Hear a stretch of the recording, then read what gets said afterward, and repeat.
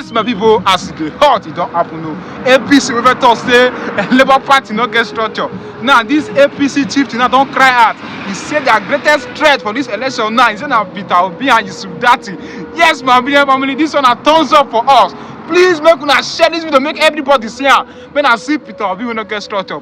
What do you expect those my compatriots to be saying when they are not members of the APC?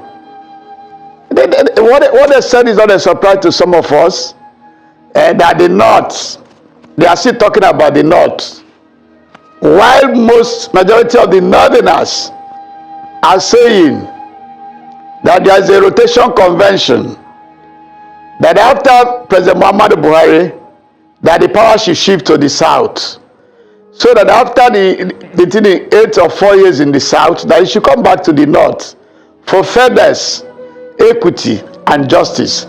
So if somebody do not talk of justice and equity, which Atiku himself knows, His Excellency Atiku is an experienced and veteran politician. He knows that in 2018, his fellowship and membership of the People Democratic Party in their own wisdom at Port Harcourt, all these Southerners, not that they are not qualified. Even Governor Wike that hosted them, they hosted the PDP convention in Port Harcourt, and no Southerner picked the ticket to aspire to become presidential candidate then, because they said it's the turn of the North. In 2014, for instance, His Excellency Atiku Abubakar joined the other patriots in leaving the PDP arena on the same count that there is a zoning convention, a covenant for fairness, justice, and peace of our good country, the country of Nigeria. Atiku bolted with the 5 governors of the PDP and joined us in APC, which enhanced our victory. And luckily for the APC, 5 governors had also seen the reason that His Excellency Atiku had joined to be good for the country. Because if there is no country, for God's sake, we are talking of presidency. You can only preside over the country. That's why President Muhammadu Buhari, in his own wisdom, is a reinforcing commitment that for him, he had enacted the vote rigging vaccine. And the Northerners I know, if you ask my friend, the chairman of APC Governors Forum, His Excellency Atiku Baguda of Kebbi State, will he say because he's from Kebbi State that Atiku is his friend, he will jettison the fairness? Will Malame Rufai in Kaduna or Ganduje? Don't forget that APC, as of today, we have 21 governors and we have 5 friendly governors, for God's sake. If we are talking of one man, one vote, and going by the vote rigging vaccine, where the sovereignty, President Muhammadu Buhari are taking the sovereignty back to the country, I do not blame those who are saying, okay, the North should vote. Atiku even said so himself, though he regretted that that was an overstatement, an overreach for a statesman of his stature to come by his side as in a ticket, telling the not to vote for Yoruba and not to vote for Igbo. We have heard those stories before, but luckily for our dear country, majority has the consensus that there should be a rotation convention for fairness, justice, and equity. So I do not bother myself for those who are saying that. They should continue saying so, but if they go back to their villages, the villagers will tell them that that is not right, that we must preserve our dear country. We have no other country than this one. No matter if you go to America, there's a height you can get to and you can't climb further. This is the only country where all of us can aspire to be president. And in our own wisdom, since the 4th Republic, we came to the inevitable conclusion that there should be rotation. So anybody who consciously is breaching the rotation convention is either a stomach infrastructure pursuit, or rather he might have something to settle about another person. As per Asiwaju Bola Ahmed Tinubu, what nobody can deny him that he knows the onion, he knows the gravitas, he knows the country, and he has come a long way. We were not bothered about APC, no, about PDP, for instance. Atiku had lost his base. We are more bothered about Peter Obi and others. And Kwankwaso, we are trying to tell the North that the zoning convention, we know Kwankwaso is qualified and highly capable, but Kwankwaso is riding against the storm of zoning convention. So if you tell us about Peter Obi, then we can say, okay, that's where we're worried, but not about Atiku, who has lost his base. Atiku cannot. All right. I challenge those who are saying so. He cannot harvest the Buhari's 12 million votes. Okay. He can't. He doesn't have the Buhari vote bank. Mr. Okechukwu, it's great to hear you say that the APC is admitting that Peter Obi, Labour Party's Peter Obi, is a contender, because some of your surrogates in the past have said that he wouldn't, in fact, your presidential candidate said that he wouldn't mention his name because he doesn't see him as a competition. That aside, let's talk about internal wranglings within the APC, since you said that they would say that because they are members of the opposition party, which is the PDP. Only recently, we had the northern APC leaders come out to say that they were not going to support the APC presidential candidate, Asiwaju Bola Ahmed Tinubu. Instead, the Babache Lawal camp, who is the former secretary to the Federation, government of the Federation, said that he was going to pitch his tent with Mr. Peter Obi, whilst Honorable Yakubu Dogara says that former House of Rep Speaker has said that he's going to pitch his camp with Atiku Abubakar. Put that side by side with the president saying that the strong point for the APC to win at next year's election is unity. What do you say about these internal wranglings, and then do you think it would open up more for other such wranglings in the future within the APC? My sister Ayo, presidential campaign or any electoral campaign is the feast of democracy. In any feast, you might see people dancing, and the drummers as well had to have different tones. The dancers had to have different tones. But I'm saying, if you cast your mind before we went to the primaries in June, the APC northern governors collectively issued a statement that we are qualified to contest. Then we have looked at it, that President Muhammadu Buhari is coming from our side, and it will be unfair if we contest. And I have not heard any of those governors. I've been with some of them. I've been to KB the other day, and I was there when the leader of the APC Governors Forum, His Excellency Atiku Bagudu, was having a meeting with some of the APC governors. I didn't even hear about whispers that any of them is saying they won't support Tinubu. So for those who look towards Dubai, that His Excellency Atiku Abubakar just returned from Dubai, and that there might be some stomach infrastructure of food that is ready. I do not blame them. Everybody needs to take care of his family. It depends on how you decide that. For Dogara attended a meeting of Northern Christians, and he didn't win the day. I agree that he can go to Atiku, but he knows his consistency in Bauchi. He cannot pick a vote for Atiku in that side of the country.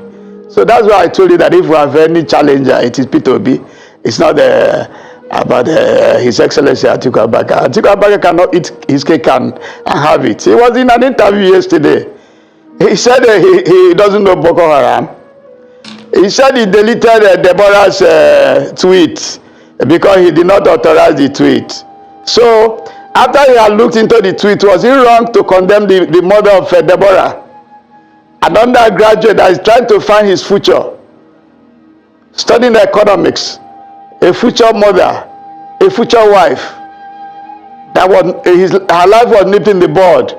Has he studied the tweet? He went to Kaduna, told a very brilliant northern sophisticated, one of the most sophisticated group in the country, don't vote Yoruba, don't vote Igbo. So we're not challenged by Atiku in the list. It's not our headache. We know him, he knows us. Right. Mr. Okechukwu, let's stay on the issues. These are the issues. Number one, a lot of people say your party is disgruntled. That look at what happened in Nasarawa, that one of the leaders of your party was stripped naked. That's show. Can you hear me? Mr. Okechukwu, can you hear me, sir? Okay, we'll come back after this quick break. We'll be right back. All right, welcome back to the morning show. We still have Mr. Atiku, All Progressive Congress Party chieftain and Director General of Voice of Nigeria. Pleasure to have you. Two things. A lot of people say there's a lot of infighting in your party. Members are disgruntled. There was something that happened in Nasarawa State, which a lot of people call the show of shame. A top leader in your party was stripped naked. What is going on? Secondly, and this is most importantly, in 2015, running up to the elections, your party campaign, the APC campaign, promised Nigerians 3 million jobs every year. That means after 8 years, 8 times 3, we're expecting 24 million jobs. Where are those 24 million jobs? Now you juxtapose that with the fact that the last time the National Bureau of Statistics released report, Q4 2020, says we had 33% unemployment rate. Do you know what that means? I'll tell you what it means. It means Nigeria is the third country with the highest unemployment rate in the world. But till date, in over 2 years, they've not released unemployment numbers. Some people have said, if they release unemployment numbers, then Nigeria may be the country with the largest unemployment numbers in the world as we speak. Where are the 24 million jobs your party promised? What happened in Nasarawa State? 2 questions, sir. Thank you very much.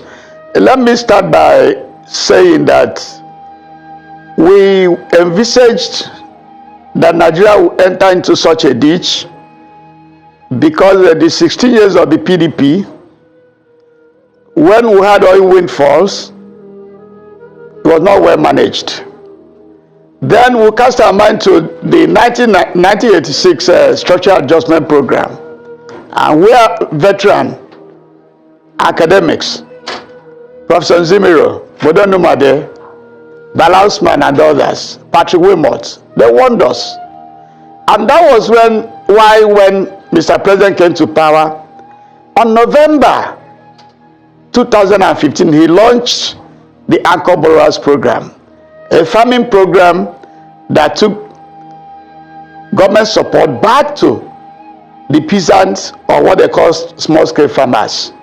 Yes, along the line, the insecurity had thwarted all we committed, but we still achieved. And on the security that thwarted our program, what did we do? We went back to look for sophisticated ammunition. And my brother who said it takes a long time for America to approve, or even to any country in the world, and those equipment were not bought in shells.